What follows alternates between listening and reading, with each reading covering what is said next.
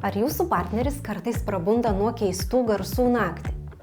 Dantų griežimas, tai yra bruksizmas, ne tik nemalonus garsas miegamajame. Ilgainiui jis gali sukelti rimtų problemų, nuo nuolatinio žandikaulio skausmo iki dantų pažeidimų ar net galvos skausmų. Ar žinojote, kad bruksizmas dažnai yra susijęs su stresu, nerimu ar net netaisyklingu sąkandžiu?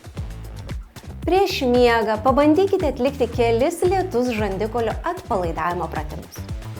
Švelniai atverkite ir užverkite burną. Pajudinkite žandikaulį į šonus.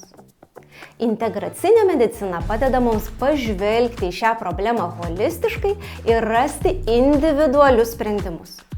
Registruokitės konsultacijai ir mes padėsime jums ir jūsų partneriui ramiai išsimiegoti.